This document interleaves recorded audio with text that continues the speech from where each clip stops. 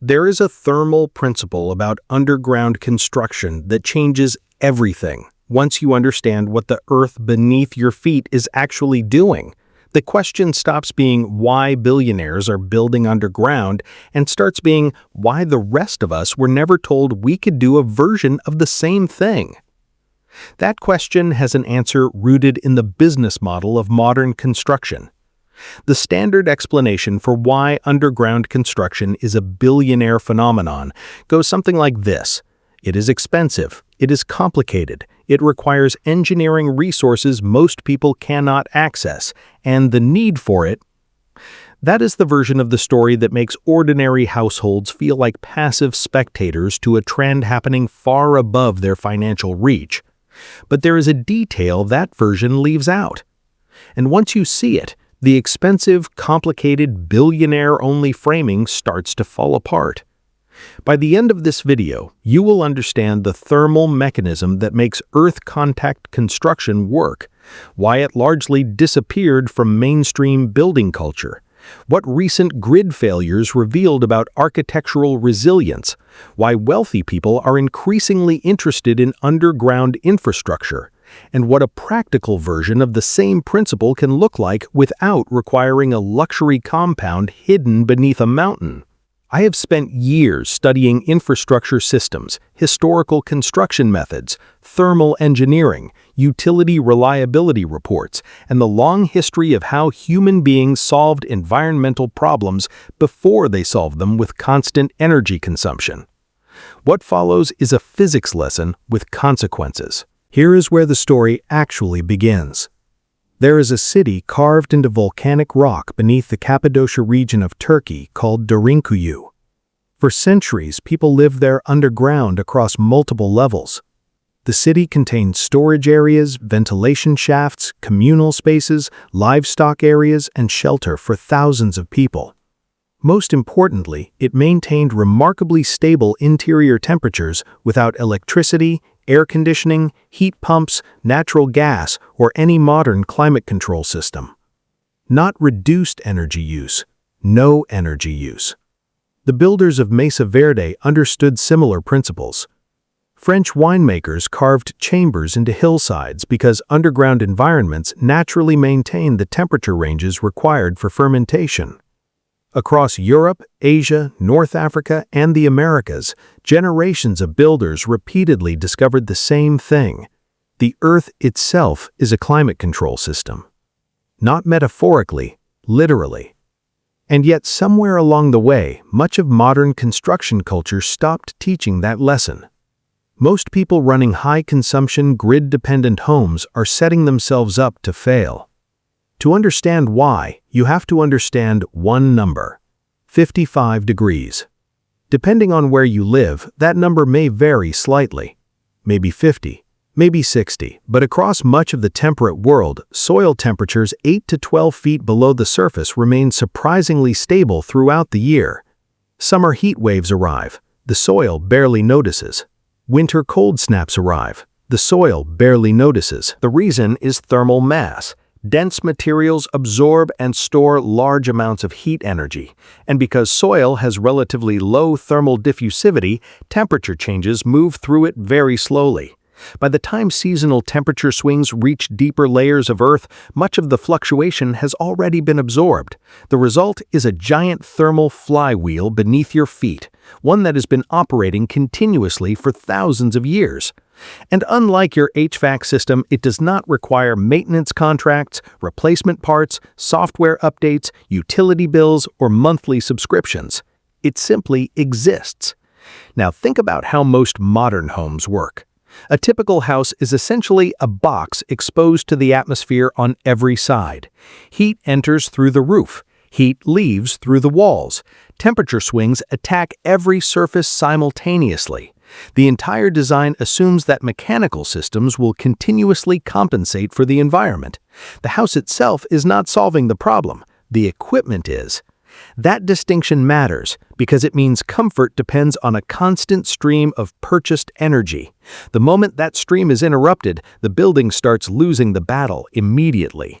And that dependency has a price. A household spending $300 per month on energy spends roughly $3,600 per year. Over 20 years, that becomes $72,000, and that assumes prices remain flat. Historically, they have not. Infrastructure ages, fuel costs fluctuate, transmission upgrades happen. Utilities recover expenses through rate increases. Consumers absorb the difference. Most people never calculate the lifetime cost of keeping a conventional structure comfortable. The number is large enough to matter and invisible enough to ignore, which is precisely why it often remains invisible. Now, compare that with a structure that uses the Earth itself as part of the thermal system. Instead of exposing every wall to outdoor temperatures, some surfaces remain in direct contact with stable ground temperatures.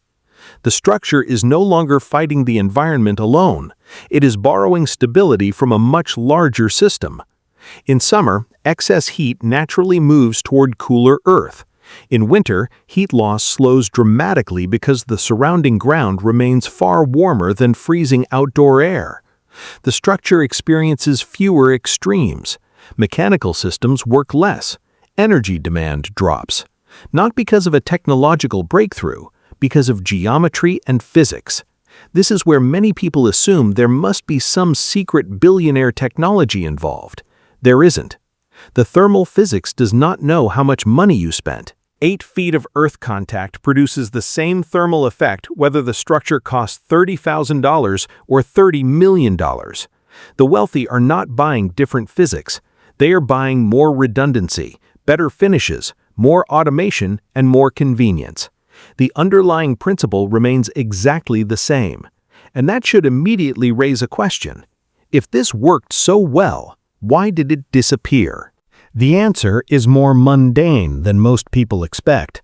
No one needed to ban earth-sheltered construction. No one needed to outlaw thermal mass. Alternatives can disappear through friction alone. Building codes evolve, financing standards evolve, contractor training evolves, consumer expectations evolve. Once an energy-dependent construction model becomes dominant, everything around it begins reinforcing that model. Mortgage products assume it. Builder education assumes it. Supply chains assume it. Permitting processes assume it. Eventually, the default becomes invisible. People stop asking why things are done that way. They simply assume it is the only way they can be done. And meanwhile, the earth beneath every building continues quietly doing exactly what it has always done. Nowhere was the cost of forgetting that lesson more obvious than during major grid failures. Because grid failures expose assumptions normally hidden by convenience. When power remains available, every building looks resilient. When power disappears, differences become visible very quickly. Texas in February 2021 provided one example. Millions lost power during extreme winter conditions. The public conversation focused on generation failures, fuel supply issues, grid management, winterization standards, and political accountability. All important topics. But another lesson sat quietly underneath the headlines. Some buildings retained livable temperatures far longer than others. Not because they had larger generators, not because they consumed more energy, because they possessed greater thermal inertia. Thermal inertia is simply a structure's resistance to temperature change. Buildings with substantial mass, below-grade components, earth contact, or other passive thermal features generally change temperature more slowly. The storm did not create that resilience, it revealed it. And that distinction matters. Because resilience built into architecture costs nothing to activate. It is already there when you need it. In the Black Hills of South Dakota, a former U.S. Army munitions depot known as Vivos X Point has been converted into a community of earth-bermed concrete shelters. The people buying access are not purchasing different physics, they are purchasing redundancy, automation, and convenience layered on top of the same thermal physics principles used for centuries. The budget changes the finish level. The underlying mechanism remains the same. Now, before anyone grabs a shovel, there is something extremely important you need to understand. The reason Earth-sheltered construction developed a bad reputation during parts of the 20th century was not because the thermal physics failed. The thermal physics worked exactly as expected. The failure was moisture, and moisture changes everything. During the energy-conscious building boom of the 1970s, many people became interested in earth-sheltered designs. Unfortunately, a significant number of projects underestimated waterproofing and drainage requirements. The results were predictable: water intrusion, mold, rot, structural deterioration. The cultural memory that survived was simple: underground construction does not work. But that was not the lesson. The real lesson was that drainage is not optional. It is foundational. Waterproofing is not an accessory. It is the system. Earth pressing against a wall creates hydrostatic pressure. Groundwater will exploit weaknesses relentlessly. The solution is not exotic. It is careful engineering. Drainage layers, waterproof membranes, proper grading, drainage pipes, water management designed before backfilling occurs rather than after problems appear. The expensive compounds you see featured in magazines follow these principles. The successful small-scale projects follow the same principles. The physics is identical, only the budget changes. So what does the practical version actually look like? At the simplest level, it starts with terrain, a hillside, a slope, a site where part of the structure can interact directly with stable ground temperatures. One or more walls become earth contact surfaces. The roof receives conventional weather protection. Waterproofing protects the structure. Drainage protects the waterproofing. Insulation manages heat flow. The surrounding earth becomes a thermal buffer. The building remains connected to the same thermal flywheel that kept cave systems, hillside dwellings, underground cities, and storage chambers stable for centuries. Nothing magical, nothing futuristic, just applied physics. Which brings us back to the billionaires. Because the headline question was never really about them, they are simply the most visible signal. When people with access to enormous resources start investing in continuity infrastructure, it is worth asking what assumptions they are operating from. The answer is usually less dramatic than people expect. They understand that systems occasionally fail. Energy systems fail, supply systems fail, communication systems fail.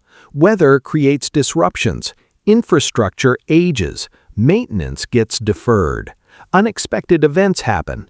History is full of examples.